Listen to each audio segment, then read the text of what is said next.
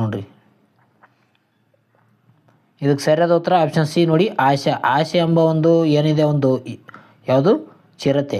ಆಶೆ ಎಂಬುದು ಏನಂದರೆ ಒಂದು ಚಿರತೆ ಆಗಿದೆ ನೋಡಿ. ಈ ಒಂದು ಚಿರತೆ 5 ಮರಿಗಳಿಗೆ ಜನ್ಮ ನೀಡಿದೆ. ಇದು ಯಾವ ದೇಶದಪ್ಪ ಅಂತಂದರೆ ನಮೀಬಿಯಾ ದೇಶದದು. ಇದನ್ನು ಎಲ್ಲಿ ಬಿಡಲಾಗಿದೆ ಅಂದರೆ ಕುನು ರಾಷ್ಟ್ರೀಯ ಉದ್ಯಾನದಲ್ಲಿ ಬಿಡಲಾಗಿದೆ ನೋಡಿ. ಇದು ಮಹಾರಾಷ್ಟ್ರದಲ್ಲಿ ಮಧ್ಯಪ್ರದೇಶದಲ್ಲಿ ಕಂಡುಬರ್ತದೆ. ಇದರ ಬಗ್ಗೆ ನೋಡಿಕೊಳ್ಳೋಣ. ಆಪ್ಷನ್ ಸಿ ಆಶಾ. ಆಶೆ ಎಂಬುದು ಒಂದು ಚಿರತೆ.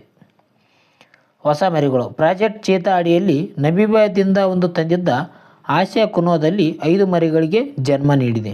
ಇದು ಆಶೆಗೆ 2ನೇ ಹೆರಿಗೆಯಾಗಿದೆ ಅಂತ ಹೇಳಬಹುದು.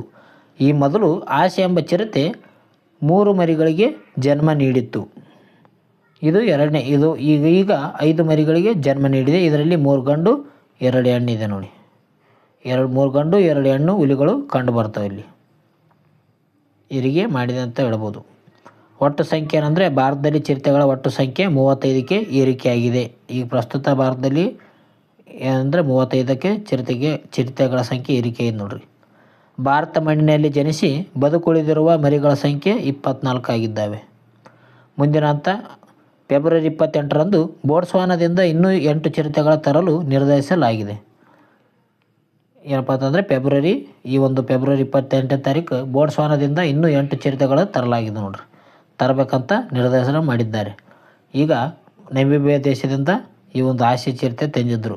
ಈಗ ಮತ್ತೆ ಬೋಟ್ಸ್ವಾನಾದಿಂದ 8 ಚಿರತೆಗಳು ತರಬೇಕಂತ ನಿರ್ಧಾರ ಮಾಡಿಕೊಂಡ್ರು ನೋಡ್ರಿ. ಸ್ಟ್ಯಾಟಿಕ್ ಜಿಕೆ ಲಿಂಕ್ ಮಾಡೋದಾದರೆ ಅಳಿದು ಹೋದ ವರ್ಷ ಯಾವುದಂದರೆ 1952ರಲ್ಲಿ ಭಾರತದಲ್ಲಿ ಚಿರತೆಗಳ ಅಳಿದು ಹೋಗಿವೆ ಎಂದು ಘೋಷಣೆ ಮಾಡಲಾಗಿತ್ತು. 1950